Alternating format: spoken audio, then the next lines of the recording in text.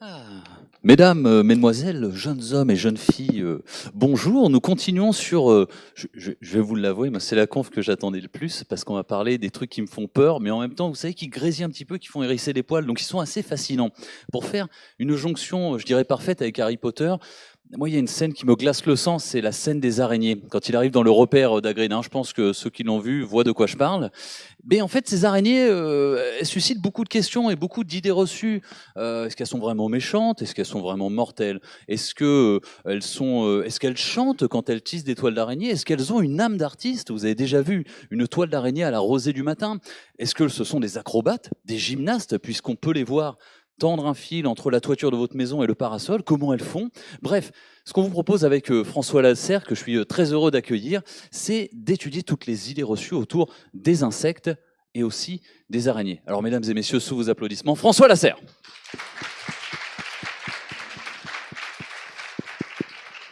François, comment allez-vous? 1, 2, très bien, Un, merci. deux. Très bien, très bien.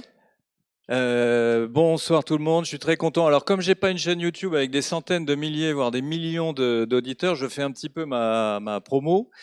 Et vous voyez qu'il y a beaucoup de couleurs. En fait, je fais plutôt beaucoup de livres de vulgarisation sur la nature, sur disons les animaux et en particulier les insectes. Et vous voyez plein de couleurs. Je m'adresse surtout au grand public et à ceux qui ne savent rien. Et j'aime bien les gens qui sont vraiment qui n'y connaissent rien, qui sont ras les pâquerettes, un peu comme les entomologistes. Donc on va être là pendant 45 minutes et puis après je peux vous retrouver chez le libraire si vous voulez. Et ce qui serait chouette, c'est que vous osiez la question bête. Je sais que c'est difficile, mais la seule question bête, c'est celle que l'on ne pose pas. Et sur les petites bêtes, on est tous un peu démunis. Voilà, donc je peux répondre à toutes vos questions, je peux vous montrer des images, faire ce que je veux, faire ce que vous voulez plutôt. Donc n'hésitez pas. Comme de coutume, levez la main et je viendrai faire mon cardio de Voilà. chaque conférence. Vous portez le micro. Je peux poser des questions aussi, Ouais, monsieur Lasserre? mais avec plaisir. Alors il y avait un bouquin qui était voilà, j'avais un peu compilé toutes les idées reçues autour de la nature dans un livre qui s'appelle Un Fox sur la nature. Et donc il y a environ 200 idées reçues, comme quoi les perce-oreilles percent les oreilles, les coccinelles à 2 points ont 2 ans, mais comme quoi les moustiques seraient attirés par la lumière, que les araignées mordraient la nuit, enfin toutes ces bêtises qu'on n'a même plus la peine, qu'on a même plus, ça vaut même plus le coup de les débunker. Tout le monde est au, ça va, vous êtes non, là j'essaie de vous sonder un peu. Ouais. Non, éteins la lumière, les moustiques vont rentrer. Vous dites plus cette énorme bêtise, évidemment. Vous êtes tous allés à l'école. D'accord, ok. Alors, moi, je le dis bêtement, pour moi, la lumière attire les moustiques. Or, c'est faux, pourquoi? Non. Ah oui, je suis. Non, mais là, c'était quand même. Je suis pas le seul, quand même. On va passer au stade. Alors déjà, juste pour savoir, il y a un truc qui vous gênerait aux entournures là ou pas ou hein, les jeunes, il n'y a pas un truc qui vous gêne qu'on non, une image, hein? Ah, mais merde. Ok. Bon, c'est ma façon de savoir s'il y a des spécialistes dans la salle et je vois qu'il y en a et ça, j'aime pas trop. Je préfère être le seul. Alors en plus, vous avez fait une araignée piège, mais je vois qu'Astronogeek a l'œil, puisque tout le monde sait évidemment que les insectes n'ont que 6 pattes, max 6 pattes, alors quand ils sont adultes, parce que quand ils sont enfants, parfois ils n'en ont pas du tout. Et je vous ai mis une araignée qui rassemble ces 4 pattes de devant, donc c'était un piège évidemment. Mais bon, après ça, je m'en moque complètement, mais c'est vrai que je suis plutôt entomologiste. Spécialiste des insectes et j'y connais un peu moins, sauf ce qui vous concerne autour des araignées. Pour être spécialiste des araignées, il faut être arachnologue. Et on a une arachnologue en France, Christine Rollard. On a de la chance d'avoir Christine Rollard qui sait tout sur les araignées. Donc je sais un peu moins sur la vie des araignées, mais suffisamment pour pouvoir répondre à vos questions normalement. Voilà, alors c'est vrai que ça nous amuse au début, mais moi je m'en fiche complètement que vous m'appeliez à une araignée, un insecte. Ce qui est sympa, c'est d'aller les découvrir. Parce que c'est vrai que je suis plutôt dans les... Vous avez vu des logos juste avant, d'associations. Je suis plutôt dans l'éducation à l'environnement, la médiation scientifique. Et ce qui m'intéresse, c'est de faire découvrir et de vous réconcilier avec toutes ces petites bêtes. Donc les moustiques, éteins la lumière, les moustiques vont rentrer. Qui dirait un truc pareil encore aujourd'hui ? Les enfants, est-ce que vous avez déjà entendu « éteins la lumière, les moustiques vont rentrer » Oui, vous l'avez entendu? Ah! Alors ça, qu'il y ait des moustiques qui te piquent, oui. Alors qu'est-ce que... D'accord. Je vais y revenir sur les moustiques. En fait, c'est horrible parce que je suis au courant que les moustiques, ils sont pas attirés par la lumière, mais mes parents, ils ne veulent pas y croire, en fait. Je le répète tous les jours. Tous les jours, je leur dis ça et non. Ouais, alors ça vient de plein de choses, et en particulier parce que souvent on lie deux événements ensemble, et c'est vrai que le soir, au moment où la plupart des moustiques, même si les moustiques tigres commencent à piquer plutôt en journée, mais les moustiques, les espèces un peu communes, piquent plutôt le soir. Et donc, au moment où vous voyez effectivement des petites bêtes tourner autour des ampoules, vous vous faites piquer. Et du coup, on fait un mauvais lien entre la présence des moustiques autour de la lumière et les piqûres. Mais en fait, ce qui est terrible, c'est que si je vous creuse là, en fait, c'est comme ça, moi, que je suis venu à la pensée critique, la démarche, l'esprit critique, c'est que je me suis dit, mais comment on peut croire de telles... Parce qu'en fait, si je vous pose plein de questions, vous allez vous dire, ah bah oui, en fait, je le sais que les moustiques sont pas attirés par la lumière. Évidemment que non. Mais vous n'y avez pas réfléchi, vous êtes laissé aller. Alors c'est sûr que il y a aussi un truc important, c'est que nos parents nous l'ont dit, et c'est difficile de lutter parfois. Voilà, ça fait une espèce de parole d'autorité, limite effet gourou d'ailleurs. Et c'est difficile après, quand on creuse pas ces sujets, voilà, de savoir si c'est vrai ou faux. On vous a toujours dit, éteins la lumière, les moustiques vont rentrer. Ce qui est vrai, en revanche, tout de suite, pour pas me prendre pour un fou, il y a bien des petites bêtes qui sont attirées par la lumière le soir, mais ce sont pas les moustiques. Donc vous voyez différents insectes. Il y a des milliers, des dizaines de milliers d'espèces d'insectes, pas qui tournent autour des lumières, mais qui vivent en France. Et il y en a plein, plein qui sont susceptibles d'être attirés par la lumière. Mais les moustiques, s'ils étaient tous attirés par la lumière, en fait, à la limite, ils auraient disparu de nos vies. Ils vous piqueraient plus, quoi. Ils seraient là en train de tourner, ils vous piqueraient plus. Non, qu'est-ce qui attire les moustiques? Ouais, et qui est-ce qui le dégage, le CO2? Les? Ouais, et donc qui est-ce qui respire? Hein? Les humains. Et est-ce que les humains sont des lumières? Certains. Ça dépend. Certains. Je ne sais pas quoi faire de... Ah bah ça a l'air d'être le premier. Hein. Elles sont très impliquées depuis le début, elles sont très impliquées. Donc je termine avec le moustique. C'est effectivement, tu as raison, le gaz carbonique qui vont repérer d'abord avec leurs antennes, le sens de l'odorat surtout, à environ 50 mètres. Ensuite, ils se rapprochent de la bête, ils voient les infrarouges avec les yeux. Ils ont des super yeux d'ailleurs. Je dois avoir un... Voilà, vous voyez, ils ont plein de capteurs qui permettent de vous repérer. Voire, ils préfèrent qu'il fasse sombre. Et puis, une fois qu'ils ont bien repéré qu'il y avait la bête, alors souvent, il y a deux grands singes dans le même lit et ils ont choisi un des deux.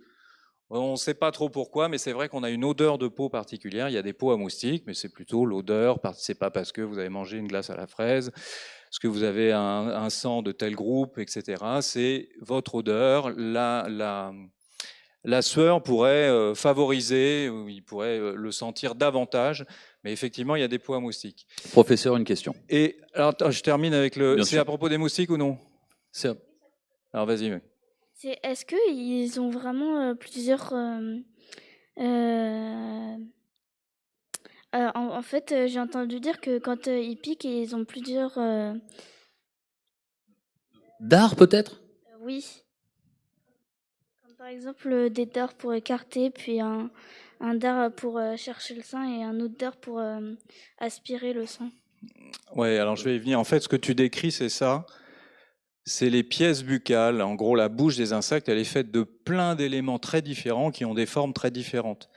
Et il y a effectivement, quand tu les regardes avec une loupe, une grosse loupe, il y a plein d'éléments. Il y a un truc qui va écarter la peau, ensuite un truc qui va percer, un truc qui va aspirer, un truc qui va toucher, goûter. Il y a plein de choses. Elles sont assez compliquées, les bouches des insectes. Et donc, ce que je disais, c'est que c'est vous qui les attirez. Et d'ailleurs, vous le savez très bien, puisque en fait, vous rêvez secrètement que les moustiques soient attirés par la lumière, puisque quand, au bout de 2-3 piqûres, vous n'en pouvez plus, il est 2 heures du matin, vous vous réveillez parce que vous entendez bouh et que vous avez quelques piqûres, vous n'en pouvez plus, vous n'avez qu'une idée, c'est de la tuer, parce que c'est que les filles. Et donc, vous rêveriez qu'en allumant la lampe de chevet, voire une lampe frontale, le moustique se jette dessus, tourne autour et il n'y aurait plus qu'à la tuer. Et vous savez bien ce qui se passe quand vous allumez la lumière, elle disparaît, elle attend que ce soit retour au calme et elle reviendra après.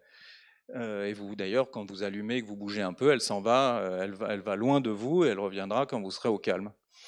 Et puis, mais allez voir hein, par vous-même, les lampes le soir, les moustiques ne sont pas attirés par la lumière. Et pourtant, on vous vend souvent des lampes qui attirent Enfin voilà, ça c'est par exemple, ne vous ruinez pas avec les boîtes à ultrasons, les boîtes à lumière pour les moustiques. Il y a un truc qui fonctionne un peu, qui dégage du CO2, une espèce d'aspirateur à moustiques qui dégage un peu, qui sont utilisés par les départements parfois. Bon, voilà, et c'est que les filles qui nous piquent, les temps font pareil, c'est que les filles, et elles nous piquent, en fait, elles nous mordent, puisque c'est avec leur bouche qu'elles vont percer notre peau et aspirer du sang, donc on se fait mordre par des moustiques. Oui, alors... On avait une autre Là, question sur oui. les moustiques, à moins que ici ça lève la main. Désolé mon grand, j'avais pas vu, n'hésitez pas à bien lever la main bien haut, comme ça, je peux venir vers vous. C'est du venin qui donne les moustiques pour faire les boutons? Alors non, parce que ça nous ferait mal. Il met une espèce de... Il y a d'abord un petit truc un peu anesthésiant et un anticoagulant. Parce qu'en fait, si à chaque fois que tu sentais la piqûre, il prendrait une claque, elle mourrait. Du coup, il y a un petit truc qui empêche que tu sentes la douleur. Et puis, il y a un petit anticoagulant qui permet de bien mélanger le sang et aussi, entre autres, de ne pas se boucher la bouche si jamais le sang coagulait. Tu sais, le sang devient de la croûte sèche au bout d'un moment. Donc, ça garde le sang bien liquide. Et c'est ça qui va nous gratter après, une fois qu'elle est partie. Une autre question ici. Pour le moustique, est-ce que c'est comme les autres insectes, son squelette il est à l'extérieur? C'est quoi, pardon? Son squelette, par exemple, les élytres pour protéger les ailes ou... À la relève. Bon, ça y est. Des questions techniques. Alors, effectivement, les insectes, on dit que c'est invertébré, mais c'est un terme qui n'est plus scientifique. Mais en gros, nous, on a le squelette à l'intérieur du corps. On est dur à l'intérieur et mou à l'extérieur. Et les insectes, les arachnides, les crustacés, que vous mangez d'ailleurs, vous cassez leur carapace, leur squelette externe. Quand vous décortiquez une crevette, vous enlevez son squelette externe. Et les humains qui mangent encore des insectes croquent dans un squelette qui est à l'extérieur du corps. Et tous les organes et les muscles sont à l'intérieur du squelette, bien cachés. Donc même si certains ont l'air mous, comme par exemple une chenille, un bébé de papillon, c'est quand même très solide. C'est son squelette extérieur. Une petite question d'Alama ici. Pourquoi les insectes Je dirais non. Je suis pas sûr. J'ai un petit doute, je crois pas. Monsieur Thierry, vous n'avez pas honte, vous damez le pion à une petite fille. Vas-y Alama, je t'en prie. Pourquoi les insectes, ils ont 6 pattes? C'est ma question préférée. Allez! On ne sait pas. Il n'y a pas de réponse. C'est arrivé comme ça par hasard. Et puis ça fonctionne. Alors du coup, il y a un groupe d'animaux qui ont 6 pattes. Ça fonctionne bien pour tout ce qu'ils ont à faire, mais on ne sait pas. Puisqu'il y a des animaux qui en ont 8, il y en a qui en ont que 4, comme toi. Et moi, il y en a qui en ont 1000. Enfin, presque. Et il y en a qui n'en ont pas. Est-ce que c'est juste une impression que les moustiques ont tendance à pas trop piquer au visage et plutôt à privilégier d'autres parties du corps? Vous allez peut-être plus le sentir, donc il pique pas aux endroits où vous allez bouger vite, rapidement, donc ils vont plutôt piquer à un endroit où ils vont être tranquilles. D'ailleurs, je vous recommande la barbe, ça évite quand même une grande zone. Essayez la barbe anti-moustique, c'est assez efficace. Vous avez compris les filles? La barbe. François, tu dis si tu veux qu'on parle d'autre chose que des moustiques. Oui, j'aimerais bien qu'on parle d'autre. Alors, mais le sujet a l'air passionné. Non, mais ça, c'est ce qui est intéressant, c'est qu'on est toujours obligé d'en passer par les insectes qui nous embêtent, les espèces qui nous embêtent. Et ça, c'est ma vie, c'est ma vie de tous les jours. Je connais bien les insectes, comme ça en général, ça n'intéresse pas grand monde. Tu sais comment me débarrasser de... Et j'ai une liste de trucs. Là, mon téléphone sonne régulièrement avec des photos. Qu'est-ce que je fais de ce truc?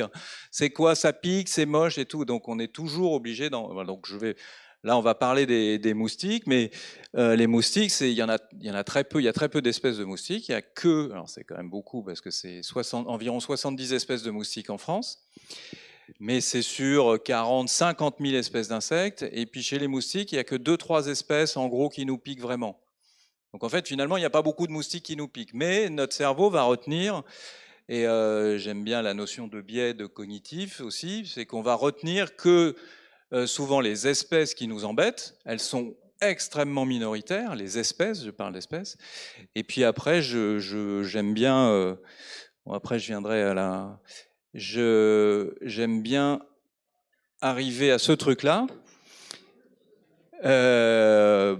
Et donc là, en voyant ce truc-là, vous vous dites tous que c'est... c'est quoi? Ah oui, d'accord, bon, c'est ok. Bon, maintenant, alors je vous pose pas de questions, alors, ok. Vous ne savez pas reconnaître une guêpe commune, ok. C'est pas loin d'un frelon, mais c'est une guêpe commune. Et c'est vrai qu'on a tendance à penser que ce truc-là, qu'est-ce qu'il fait? Il pique, hein. Et pourtant, cette guêpe-là, je la connaissais. Elle s'appelait Maude.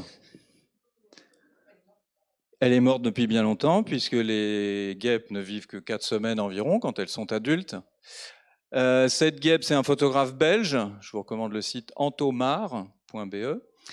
Donc c'est une guêpe belge qui est morte depuis bien longtemps et qui n'a jamais évidemment piqué personne dans cette salle et qui n'a peut-être et certainement jamais piqué personne. Et en fait, j'insiste là-dessus parce que non seulement les espèces d'insectes qui nous embêtent sont incroyablement rares, sur les entre 40 et 50 000 espèces qui vivent en France, il y en a très peu qui vous embêtent. D'ailleurs, je le sais, je l'ai fait des centaines de fois. Si je vous pose la question, vous allez me citer une vingtaine d'espèces, voire si vous êtes un peu énervé de l'insecte, vous allez m'en citer 40. 40 sur 50 000, donc vous voyez que c'est vraiment, il y a très peu d'espèces. Donc vous allez me dire le puceron, la puce, la mouche. Alors parfois, on me dit la puce, je dis, ah bon, vous avez été piqué par les puces. On me dit non, mais je sais que, vous voyez, c'est juste l'idée de la puce. Donc non seulement les espèces qui nous embêtent sont incroyablement rares, et parmi ces espèces, en fait, les individus qui nous embêtent sont aussi extrêmement rares. Et comme on a des biais de raisonnement, dont vous avez peut-être pas, mais presque tous entendu parler, c'est l'objet aussi de cette journée, on va retenir des anecdotes et on va faire des généralités, et à partir d'une... alors Maud n'a piqué personne dans cette salle, mais on va dire d'une Jessica, un jour, qui vous aurait piqué peut-être, eh bien, vous allez vous faire une idée sur ce que sont les guêpes et vous allez les stigmatiser, vous allez avoir un biais de stéréotypes et toutes les guêpes. Alors, vous voyez, c'est un peu comme si moi je me suis fait mordre parfois par un humain. Alors, c'était plutôt quand j'étais jeune ou une humaine, je ne sais plus. Et c'est un peu comme si en vous voyant rentrer, je m'étais dit oh là là, des mordeurs, des mordeuses et tout, et j'étais parti en courant en ayant la trouille de. Ben, c'est exactement pareil avec les animaux non humains. Il y a quelques individus de temps en temps qui nous embêtent. Donc de la même façon, on peut se faire mordre par un humain une fois ou une humaine. Et en fait, finalement, si on réfléchit bien, il y a très peu d'individus guêpes qui nous embêtent dans notre vie. Si notre cerveau était top, il aurait un petit capteur à guêpes et il compterait le nombre de guêpes qui nous survolent au cours d'une année. Et au moment de la piqûre, il nous ferait non, oh, détends-toi, c'est vraiment très très rare ce truc, t'inquiète. C'est vraiment pas une bête qui nous embête, ça arrive extrêmement rarement. Et pensez-y à ça. Alors c'est bien sûr qu'une guêpe rentre dans notre intégrité, elle rentre dans notre bulle, elle vient nous piquer. C'est vraiment très très difficile de lutter contre ses ressentis et ses émotions à ce moment-là. Mais si on essaye de se détendre un peu de la guêpe ou du frelon, finalement il y en a très très peu et ce sont évidemment que quelques individus qui nous embêtent. C'est un peu un délit de sale gueule quoi, pour ces insectes en fait. Exactement. C'est comme si quelqu'un qui était bleu vous volait votre portefeuille et que vous tiriez une conclusion en disant tous les bleus sont des voleurs. On ne fait que ça avec les animaux non humains. Alors vous n'êtes pas aidé puisque on entend encore des histoires d'animaux nuisibles, comme si tous les renards étaient... Alors maintenant, c'est pouvant occasionner des dégâts. Nuisibles, ça ne se dit plus. Mais comme si vous entendez parfois ces notions, hein, une préfecture déclare que dans ce département, tous les renards ou toutes les fouines sont susceptibles d'occasionner les dégâts, ce qui n'a aucun sens, puisque 100% des renards ne mangent pas des poules, par exemple. Vous voyez, donc déclarer... Bon.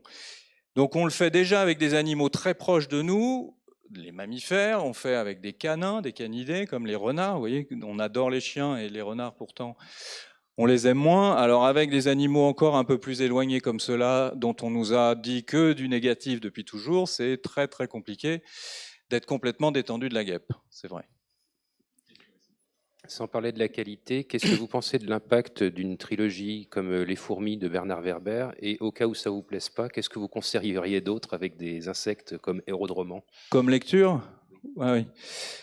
Alors, j'étais un peu jeune au début quand les fourmis de Bernard Werber étaient sorties, et puis j'entendais tous les collègues entomologistes dire oh, il dit que des bêtises, tout ça, etc. Ils disent oh, n'importe quoi, les fourmis font pas ci, les fourmis font pas ça.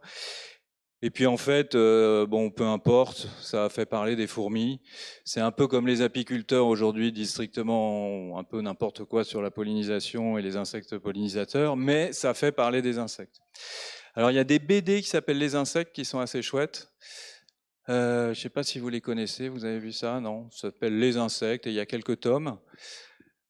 Sinon, il y a tellement... Je trouve que même un film comme Starship Troopers fait du bien à la cause insecte, ça fait parler des insectes. Alors il n'y en a pas eu depuis trop. J'aime beaucoup ce que vous dites, monsieur Lassien. Des livres sympas sur les insectes, c'est assez rare. Il y a eu La Recluse là, de Vargas, elle s'était renseignée auprès de la spécialiste des araignées pour parler des araignées. Sinon, c'est jamais top, ou alors c'est souvent pour faire des allégories. Il n'y a pas grand-chose. En BD, il y a quelques trucs maintenant. C'est ça? Insecte, une secte. Et c'est un roman ou... Ouais. Il y a Astronogui qui va perdre le bras. Oui. Chez l'humain, on sait je sais que les poils servent à réguler entre autres la température et percevoir les contacts tactiles. Chez les insectes, à quoi servent leurs poils? À leur taille, je ne comprends pas. À leur dimension, leur proportion, ça m'échappe. Et il me semble aussi que la quasi-totalité des insectes en ont. J'en vois chez les araignées, chez les guêpes, Oui. Alors ça a plein de fonctions. Alors on ne connaît pas trop hyper bien les insectes. Il y a très peu d'entomologistes. Je ne sais pas si vous en connaissez les entomologistes, mais il y en a peu. Mais principalement, en fait, on le disait tout à l'heure, ils sont enfermés dans leur carapace. Et du coup, les poils, ça s'appelle souvent des poils sensoriels ou des sensilles, ont des capteurs et ça permet d'avoir les informations qui se passent à l'extérieur puisque leur carapace le fait pas. Bon, je compare un peu avant qu'il y ait des capteurs électroniques. Si vous vouliez savoir s'il faisait frais quand vous étiez dans votre voiture, vous sortiez le bras. C'est un peu ça, les poils d'insectes. Donc, il y en a qui sont répartis un peu partout. Et même sur les ailes, les antennes que vous voyez là sur cette guêpe, on ne les voit pas. Mais si on grossissait encore davantage les antennes, il y aurait encore d'autres micro-poils. Et dans ces micro-poils, il y a parfois des trous. Et parfois, sur les ailes d'insectes, des antennes d'insectes, il n'y a que dans ces petits trous peuvent ne rentrer qu'une seule molécule. C'est pour ça, par exemple, que certains papillons de nuit ne sentent qu'une odeur, l'odeur de leur femelle. Ils ne sentent aucune autre odeur. Il n'y a que la molécule de la phéromone de la femelle qui peut rentrer dans son poil sensoriel. C'est très romantique, je trouve. Tout à fait. Il ne sent aucune autre femme. Attends, dans le micro pour que les auditeurs t'entendent. Ouais, j'avais juste une petite question là tout à l'heure. Tu disais il y a beaucoup de conneries qui sont racontées sur les abeilles, sur ce qu'on raconte en ce moment. Est-ce que tu peux, parce que là du coup c'est une vraie question, ça m'intéresse vraiment. C'est quoi les plus gros bullshit qu'on raconte sur les abeilles justement actuellement? Alors on pourrait y passer du temps. Comment faire court? En fait, les apiculteurs et les apicultrices exploitent une espèce animale pour avoir du miel. C'est une seule espèce animale qui pollinise, oui, et qui pollinise là où on lui demande de polliniser en quelque sorte. Et en France, il y a plus de 10-15 000 espèces d'insectes pollinisateurs qui ne sont pas des abeilles domestiques. Et quand on entend que les abeilles disparaissent, c'est un peu des éléments de logage, parce qu'une espèce qui disparaît, c'est quand le dernier individu de son espèce disparaît. L'abeille domestique, c'est le dernier insecte sur Terre qui disparaîtra, puisque c'est celui dont on s'occupe le plus. Donc déjà, c'est un peu biaisé. Et puis, ils reprennent par exemple les chiffres, moi j'essaie de te la faire courte, mais c'est vraiment très long, et je le rappelle, tant mieux si les syndicats apicoles ont de l'argent pour aller dans les médias, parce que du coup ça permet de parler d'insectes. Donc même s'ils disent beaucoup de bullshit, c'est pas grave, derrière ça fait venir des entomologistes dans les médias. Mais par exemple, le chiffre de 85% des plantes à fleurs sont pollinisées par les abeilles est complètement faux. Ces 85% des plantes à fleurs sont pollinisées par tous les insectes pollinisateurs, frelons, guêpes, papillons. Ce truc-là est un pollinisateur. Cette maude était pollinisatrice. Les mouches à merde, toutes les mouches que tu vois, toutes les mouches vont sur les fleurs, des punaises, les papillons, etc. Bon, je te la fais courte, mais c'est une longue histoire, oui. Bonjour. Alors, je voulais garder ma question pour la fin, mais bon, du coup, je vais rebondir sur ça. On entend souvent dans les médias en ce moment, on nous parle de la disparition de la biomasse des insectes. Ah mince. On a des chiffres de l'ordre de 90-80%. Et qu'est-ce qui est vrai, qu'est-ce qui est faux? Parce qu'on a cet exemple aussi, c'est étayé par cet exemple que sur les pare-brises de nos parents, il y avait plein d'insectes, alors que maintenant il n'y a plus rien, etc. Donc du coup, ma question c'est, qu'est-ce qui est vrai, qu'est-ce qui est faux? Est-ce qu'on est dans la merde, ou plutôt à quel point on est dans la merde? Voilà. Alors l'avantage, c'est que certaines populations d'insectes sont très résilientes et pourraient arriver très très vite. Il y a beaucoup d'insectes pollinisateurs, donc c'est pas encore demain qu'on va polliniser avec chaque fleur à la main, ce qu'il faudrait faire pour beaucoup de fruits et légumes. En revanche, ce qui est vrai, c'est que disons qu'il y a environ 30-40% des insectes en 30-40 ans qui ont disparu, mais c'est biomasse totale, c'est pas qualitatif comme étude. C'est tous les insectes, un gros paquet d'insectes, on a pesé, mais c'est pas qualitatif sur telle espèce, telle espèce, telle espèce. Donc ce qui est vrai, c'est que, comme avec les oiseaux, c'est des chiffres c'est vraiment très important quand on parle de 30% en quelques décennies. C'est dû à plein de choses et entre autres, et disons que la première raison, c'est notre façon d'occuper l'espace, disons, où on n'a pas vraiment fait en sorte que nos vies soient entourées d'animaux non humains et en particulier des insectes. Et en particulier parce que c'est compliqué de dire avec les insectes, bon alors je vais protéger celui-là il faut pas que je le protège, ok celui-là il est sympa, celui-là il est pas sympa. Bon, du coup on a fait en sorte qu'il n'y ait pas trop d'insectes dans nos espaces, qu'ils soient urbains ou agricoles. Et ce serait ça la première raison, c'est que du coup il n'y a pas assez d'abris, de nichoirs, de qualité de fleurs différentes, parce qu'en plus il y a tellement d'espèces d'insectes pollinisateurs qui sont tous répartis avec les fleurs. Les fleurs et les insectes ont coévolué ensemble et une grande partie des fleurs n'existerait pas sans tel type d'insectes, etc., etc. Donc ce serait ça la première raison, c'est parce que ces études en plus concernent surtout les espaces, les pays assez habités, quoi, industriels, l'Occident plutôt. Bon, mais ça mériterait... Voilà, mais en résumé, le premier élément, ce serait ça. Notre façon de ne pas penser aux autres animaux, et c'était quand même jusque-là un projet de société. Voilà pourquoi on met des hôtels insectes, on remet des ruches, on remet des trucs en disant, bon les gars, ok, maintenant vous êtes de nouveau bienvenus, mais jusque-là, c'était pas le projet de vivre entouré de bestioles. Et ça fait drôle si vous allez dans un pays où vous vous retrouvez, je sais pas, n'importe où dans le monde où il y a beaucoup d'insectes, ça vous fera très drôle. Alors on s'habitue très vite, mais ça fera très drôle, ça fait très drôle de se retrouver entouré de plein de bestioles, ce qui n'est plus le cas aujourd'hui, depuis longtemps, quoi. François, pour parler aussi Oui, d'autres insectes, des quelles sont araignées. les plus grosses idées reçues que tu as entendues, qui t'énervent, que tu exècres entendre au propos des insectes ou des araignées, même si on a bien compris que c'était plus l'entomologie, ton cœur de métier. C'est quoi qui t'énerve le plus comme idée reçue? Maintenant que je sais que vous êtes tous biaisés et que vous avez culturellement, vous êtes nés dans un pays arachnophobe, un peu insectophobe et tout, je suis complètement détendu. J'ai enfin compris pourquoi. Ça m'énervait il y a bien longtemps, mais alors après, moi, je prends des sujets un peu provoques. Par exemple, l'idée du frelon asiatique qui est détesté. Bon, alors après, on a un autre sujet, c'est qu'il y a la notion d'étranger qui rentre dans l'histoire et qu'on stigmatise encore un peu plus. Donc déjà qu'on les stigmatise, alors si en plus ils viennent d'ailleurs, c'est encore pire. Disons, donc il n'y en a aucune qui... Non, il y en a aucune qui m'énerve particulièrement. Je sais que celles qui surprennent le plus, c'est l'histoire des moustiques. J'aime bien rappeler que ce sont que des individus guêpes qui nous piquent et que en dehors de leur nid, elles n'ont plus du tout la mission de piquer. Donc vous voyez, alors je sais que c'est compliqué parce que vous êtes à table, il y a plein de guêpes. Qu'est-ce qu'il y a comme guêpe cet été, par exemple, encore, c'est ce genre de réflexion. Et qu'elles tournent autour de vous, c'est vrai qu'elles rentrent dans votre espace, elles viennent juste, et puis elles bougent comme ça un peu, vous avez une sale image, et c'est compliqué d'être complètement zen quand il y a des guêpes.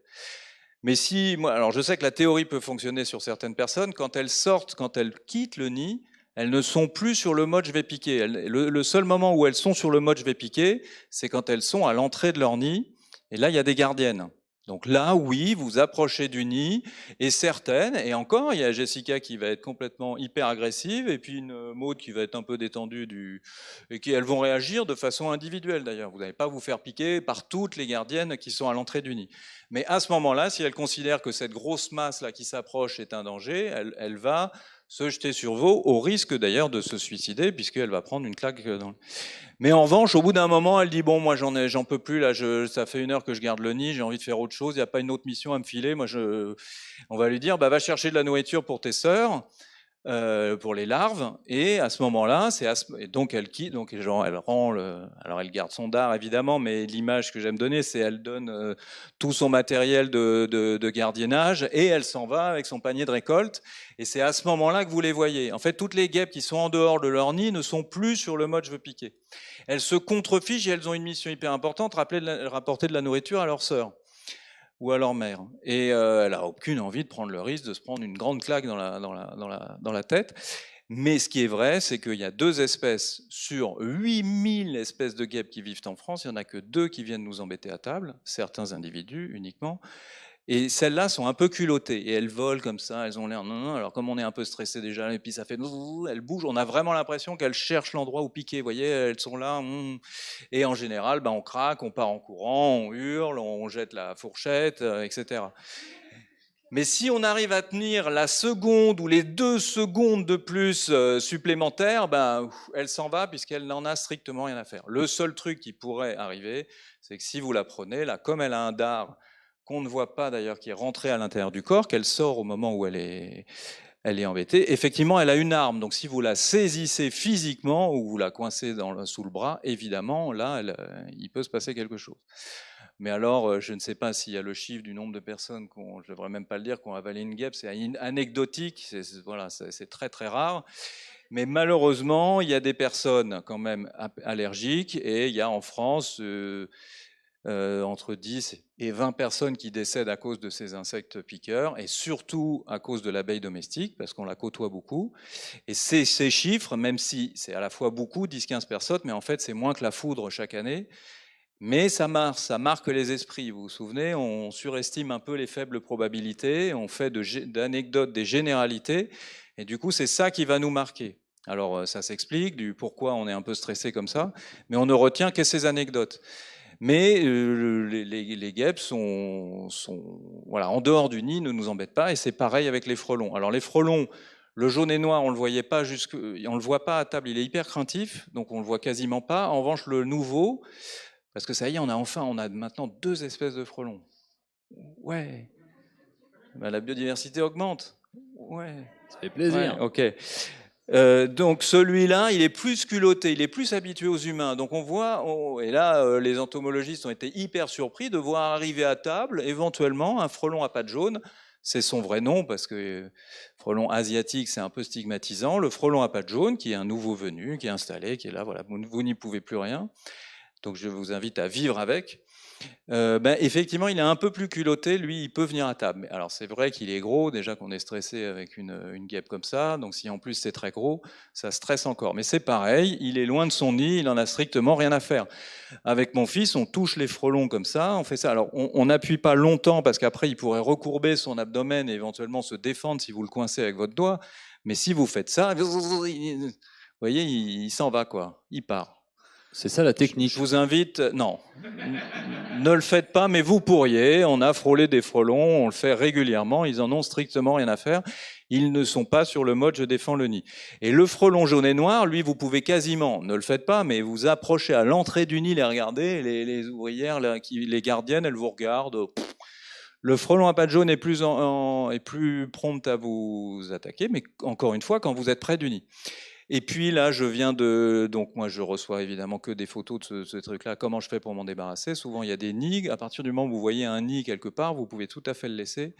Bon, ce serait peut-être un autre sujet, mais c'est pas parce que vous avez un nid de frelon ou un nid de guêpe ou un nid de quel que soit le frelon dans votre jardin que vous devez systématiquement. Mais c'est vrai qu'avec les insectes, on est complètement démunis, on est stressé, c'est pas beau, on a vraiment des images, on a des idées reçues énormes dans la tête, et on réagit avant de réfléchir, on agit avant de réfléchir. Et pour les insectes, je vous invite juste à, voilà, essayez, si vous pouvez, réfléchissez avant d'agir. Parce qu'en fait, à partir d'une Jessica qui vous a piqué un jour, il y a peut-être 10 ans, parce que finalement, on se fait quand même pas tant piquer que ça par les guêpes, et ben quand votre voisin vous dit « j'ai appelé les pompiers pour détruire tout un nid de guêpes », donc des milliers d'individus ou des centaines, ça fait ni chaud ni froid à personne, alors qu'en fait, c'était vous, c'est votre haine ou votre stress, il date d'une anecdote d'il y a 10 ans avec un individu. Une question par ici. Est-ce que dans votre travail, il vous est déjà arrivé de tomber sur des insectes qui vous ont particulièrement intrigué? Ben tous. Si j'ai trouvé des insectes qui m'ont particulièrement intrigué, ben tous en fait. Avant je m'intéressais aux oiseaux plutôt, et d'ailleurs aux primates non humains en particulier. Et puis j'ai commencé à rentrer dans le monde de l'entomologie. J'ai trouvé que les mammifères étaient vraiment sans intérêt. Je regrette un peu maintenant parce que tout le monde a de l'intérêt, mais quand tu rentres dans le monde des insectes, si je te détaillais tous les capteurs que cette guêpe a, tu vois ces petits ocelles, là tu vois, elle a 3 petits points sur la tête, ses poils, à quoi ils servent, tout est dingue. Alors après, comme c'est un insecte qu'on connaît un peu, on le regarde moins, et c'est vrai quand on me présente un insecte que j'avais pas vu et qui vit en France, c'est vrai que la première fois que j'ai vu un grillon taupe, c'est-à-dire c'est un grillon qui ressemble à une taupe, ou c'est plutôt l'inverse, puisque les insectes étaient là avant les mammifères, donc en fait les taupes ressemblent à des grillons. Je ne sais pas si vous le savez, mais voilà. Et que j'ai appris la coévolution, c'est-à-dire que deux organismes vivants évoluent de façon séparée, mais finissent par se ressembler parce qu'ils ont besoin de faire la même chose, ou ils font la même chose, ou l'environnement leur fait faire certaines choses. Bon, c'est pareil quand on voit un requin et un poisson, ils se ressemblent un peu, mais ils sont très très très différents. Et ben il y a un grillon qui ressemble à une taupe, qui a des pattes ravisseuses qu'on appelait la courtilière. Il y en a de moins en moins, avant il y en avait beaucoup. Et c'est vrai que quand j'ai commencé à découvrir ce genre de choses, voilà. Mais maintenant, je n'y mets pas vraiment absolument tous. J'ai plus de... On a des questions d'enfants et je vois des grands lever les bras, mais vous savez, ici, c'est l'hémicycle jeune public, donc priorité aux enfants. Ou alors baissez-vous comme ça. Voilà. C'est moi. Une petite question ici. Je connais une personne qui s'est fait piquer par une guêpe alors que cette personne se lisait tranquillement sans rien lui faire mal. Pourquoi la guêpe l'a piqué? Attends, faut que tu... J'ai pas tout compris. Redis-moi ça. Je connais une personne qui lisait tranquillement, voilà. Et sans rien faire de mal. Il y a une guêpe qui s'approche d'elle, elle se pose sur son pied et la pique. Alors voilà, il y a toujours, évidemment, surtout avec le vivant, des anecdotes, des exceptions, des trucs rarissimes. Et il y a toujours un truc comme ça qui arrive, et je vous le rappelle, c'est celui-là qu'on va retenir. Personne ne te dit, au fait, cette année, je me suis jamais fait piquer par une guêpe. Là, quand vous êtes rentré de vacances, est-ce que tes amis t'ont dit, oh tiens, il n'y a aucune guêpe qui m'a piqué cet été? Jamais de la vie. En revanche, la seule personne à qui c'est arrivé va te raconter ça, et ton esprit va se retenir très très fort cette anecdote. Et ce qui peut arriver parfois, c'est que elles ne vivent pas très longtemps quand elles sont adultes, environ 4 semaines, et au bout d'un moment, elles deviennent mamies. Vraiment, et une mamie... Alors, c'est pas du sexisme, il n'y a vraiment que des filles. Hein, d'accord. Et ben les mamies, ça tremblote un peu, tu vois, ça c'est plus trop. Voilà, quand vraiment elle est très très vieille, quand elle a 103 ans, tu vois. Et du coup, il peut arriver qu'une vieille guêpe se balade, sache plus trop quoi faire, se pose sur toi et sorte le dard sans vraiment maîtriser. C'est en général ce qui arrive. Mais une guêpe qui vient comme ça, se pose sur toi et te pique, c'est tellement anecdotique qu'on devrait même pas nous en parler, tu vois, ça devrait pas, presque pas, on devrait même pas en parler. Clairement, c'est pas du tout dans l'instinct des guêpes de piquer en fait. Mais je peux, en fait, là, parfois, peut-être que certains ou certaines se disent mais qu'est-ce qu'il raconte et tout. J'ai embêté un nombre incalculable de frelons, de guêpes, de tout ce qu'on veut. Je ne me suis jamais fait piquer. Jamais, jamais, jamais, jamais. Je ne vous parle pas d'aller les embêter au bord du nid. Mais même les pompiers qui détruisent les frelons jaunes et noirs le savent et ils s'en vont. C'est-à-dire qu'on pourrait presque détruire un nid de frelons jaunes et noirs, ceux qui ressemblent terriblement à cette guêpe, sans combi. Le faites pas, et d'ailleurs ne détruisez plus à partir de maintenant, je l'espère, un nid de frelons qui sont protégés en Allemagne. Vous ne pouvez pas détruire un nid de frelons quand vous êtes en Allemagne, par exemple, sinon vous avez une amende. Une petite question d'Héloïse ici. Mais quand on dit frelons asiatiques, est-ce que ces frelons sont vraiment asiatiques? Alors ça, c'est une excellente question. C'est comme on colle des étiquettes souvent aux gens. Ce qui est vrai, c'est que leurs arrière, il faudrait que je compte, mais on pourrait compter le nombre de générations, étaient d'Asie, de la région de Shanghai, en Chine. Mais en fait, si on compte le nombre de générations qu'ils ont fait, tu vois, ensuite, il y a donc une frelonne, une maman frelonne qui est arrivée en 2004 en France, avec suffisamment de spermatozoïdes pour pouvoir faire des enfants et faire des mâles et des femelles. Et ça, c'était en 2004. Mais depuis 2004, il s'est passé plein de générations. Et si ça se trouve, j'ai pas compté, mais les frelons asiatiques sont plus européens que moi. Tu vois ce que je veux dire? Sauf qu'avec les... Tu vois ce que je veux dire? C'est qu'en fait, ça fait tellement longtemps qu'ils sont en France maintenant qu'en fait, on pourrait quand même se dire, bon bah voilà... Mais si tu veux, il y a des animaux comme ça, quand on les aime pas, on va toujours les considérer comme des étrangers. C'est par exemple avec les ragondins. Les ragondins, ça fait presque 1927, les premiers élevages en France. Et il n'a rien à faire ici, il n'est pas de chez nous. On continue à dire des choses comme ça, alors que si on compte le nombre de générations de ragondins, le ragondin, il est plus français que moi. Parce qu'il y a un truc, je ne sais pas si tu sais, mais quand tu nais dans un pays, au bout d'un moment, on peut te dire, bon ben voilà, il est là depuis X générations, donc on peut considérer qu'il est français. On pourrait accorder le droit du sol aux animaux non humains aussi. François, on ne fait pas. Donc le frelon asiatique n'est plus asiatique depuis bien longtemps. François, le temps passe très vite en ta compagnie mince. parce qu'il nous reste que 5 minutes, mais on va l'accorder à Alors les araignées, non? Eh oui, un jeune qui a une petite question. Et peut-être, bon, après, en fait, il y a 15 minutes de pause, donc est-ce qu'on reste 10 minutes de plus pour parler un peu des araignées? Mais d'abord, une question de mon jeune ami ici. Les mouches, elles vivent combien de temps à peu près?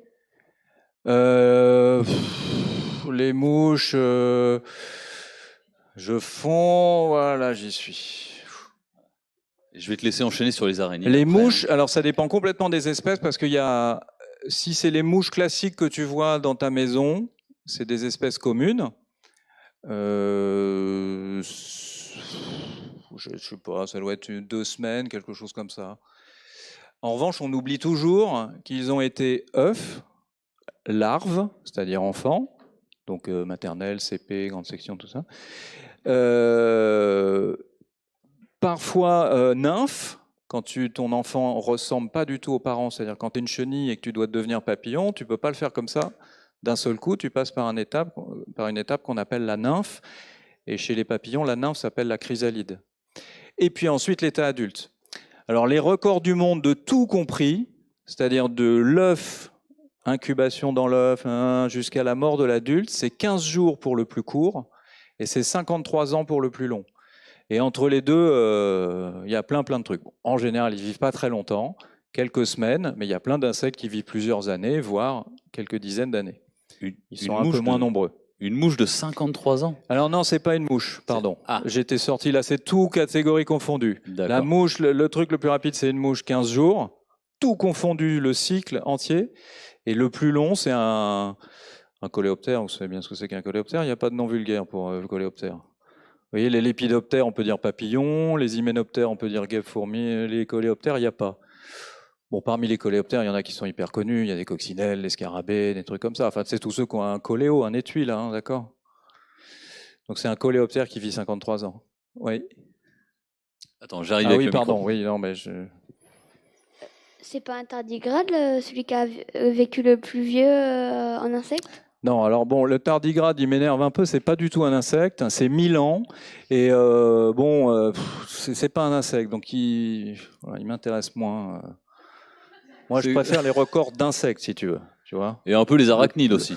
Et un peu les arachnides, oui. On va en parler un petit peu. D'ailleurs, une grande mygale peut vivre 20 ans, oui. Alors, je peux terminer avec ça. Cette énorme idée reçue qui est vraiment étonnante et on me le sort, je sais pas, peut-être 10 fois par mois. Mais si, moi je me suis fait mordre par une araignée, etc., etc. Alors, je sais plus trop comment aborder le truc parce que ça fait tellement appel à notre manque de pensée critique et de pensée méthodique, cette histoire d'araignée, de croire, quand on a un énorme bouton, éventuellement avec les soi-disant 2 boutons, 2 crochets dessus, que c'est une araignée. Ça fait appel à tellement de choses, et pour le débunker, comme on dit, c'est un peu long, ça prend du temps, en plus ça dépend des gens qui sont en face de nous, etc. Alors je tente différents trucs. La première, je peux dire, ah bon, est-ce que tu as une preuve? Est-ce que tu as une photo? Est-ce que, là, avec les 8 yeux et les 2 crochets, est-ce que tu as une photo, un truc? Parce que est-ce que tu vois souvent des araignées venir sur nous comme ça, là, nous mordre, et tu te dis, ah, comme les moustiques par exemple. Est-ce que vous voyez souvent des araignées venir et tu te dis, ah, arrête de mordre, toi. Enfin, est-ce que je veux dire, est-ce que c'est un fait courant? Est-ce que c'est vraiment plausible, quoi? Est-ce que ça arrive souvent? Ça n'arrive que la nuit quand tu n'as rien vu que ça. Ah, Donc, on peut poser plein de questions. C'est quoi ta source? Qui t'a dit que c'était ça? Ah, ben, c'est maman qui m'a dit, ou papa, ou c'est la pharmacienne, le médecin. Alors, bien sûr, le pharmacien, le médecin, on pense quand même que c'est une source fiable. Et puis, il y en a qui sont capables de dire oui, c'est une piqûre d'araignée. Ça, c'est un truc incroyable et improbable. Comme ça que j'ai compris que les médecins n'avaient pas forcément de démarche de pensée méthodique. Pas toujours. Et qu'ils avaient du mal à dire je ne sais pas. Alors, les médecins que je connais me disent oui, mais les patients, ils veulent entendre un truc. Donc, du coup, je raconte ce qu'ils vont envie d'entendre. Et comme ça, voilà, il y a une pommade qui part et c'est réglé. Bon. Donc on peut tout essayer, vous voyez, mais déjà la preuve c'est pas mal. Déjà la source, qui est-ce qui vous a raconté ça la première fois? Qui vous a dit la première fois que les araignées mordaient alors que vous n'en avez jamais vu faire, a priori? Moi j'ai déjà vu des araignées mortes, ça m'est déjà arrivé parce qu'on n'arrête pas d'embêter des espèces. J'ai quelques amis qui en ont attrapé, qui sont fait mortes, qui les ont même regardé faire, il s'est jamais rien passé. Même une énorme amygale du Chili, il l'a regardé faire, il a même pas eu de bouton, rien. Et il est encore comme ça, à chaque fois que je le croise, il est dépité, il s'est fait mordre par une énorme amygale du Chili, il n'a rien du tout. Il s'appelle Eric. J'ai perdu le fil. Donc l'amygale... Donc c'est faux, en fait. Alors déjà, mais c'est surtout prouvez-le-moi, quoi. Comment débunker? Est-ce que c'est allez-y, creusez. Donc, est-ce que vous avez aussi conscience du climat arachnophobe dans lequel on est? Il y a trop de pattes, il y a trop de poils, c'est moche. Est-ce que déjà, vous avez déjà entendu quelqu'un, vos parents, dire « Oh, la merveille !» quand, par exemple, il y a ce truc-là qui arrive dans le salon? Est-ce que « Oh là là, mais qu'est-ce qu'elle est belle! Oh, mais attends, mais c'est poil, une brune! Oh là là, mais... » J'avais pourtant épousé une brune poilue aussi, moi, donc ça aurait pu être une araignée. Non, est-ce que vous avez déjà entendu des trucs comme ça? Donc, est-ce que vous avez... Alors ça, c'est aussi un truc important, la culture. Ça, c'est vraiment un truc à prendre en compte quand on essaye de l'avoir de la pensée critique. C'est dans quel bassin culturel j'ai ce ressenti. Ça, c'est très fort. J'aurais dû vous prévenir parce que je sais qu'il y en a qui pourraient... J'entends parfois des hurlements quand je mets cette photo de... Alors malheureusement, c'est l'araignée qui vit dans les maisons parce qu'en France... Quasiment la plus grande araignée de France vit dans les maisons. Je vous présente une tégénaire, par exemple, voilà. Et ça, c'est une fille. Alors, j'ai pas le prénom de celle-là, je ne sais pas. Elle appartient au groupe des araignées tégénaires, mais je n'ai pas son prénom. Ça pourrait être Gypsy, l'araignée Gypsy. Donc, effectivement, on les déteste, etc. Donc, c'est tellement facile, et c'est ça que j'aime bien, c'est le coupable idéal. Elle est moche, on trouve ça truc, on nous a toujours dit que c'était ceci, etc. Ben, c'est elle qui t'a piqué, c'est le coupable idéal. Et ça montre aussi tous nos travers. Souvent, je fais le lien, évidemment, avec ce qu'on fait avec d'autres humains, comment on peut se comporter entre humains. Et du coup, j'invite beaucoup avec les animaux non humains à essayer de tout ce qu'on essaye de faire de chouette entre nous, de ne pas stigmatiser, de ne pas avoir d'idées reçues et tout. Entre humains, ce serait bien que ça déborde sur les animaux non humains. Donc, et puis il y a un autre truc aussi, on pourrait quand même se dire, non mais attends, c'est quand même bizarre, c'est toujours la nuit, je la vois jamais, comme par hasard, dans une maison hantée souvent, enfin, ou dans une vieille maison. On pourrait se dire quand même c'est un peu bizarre.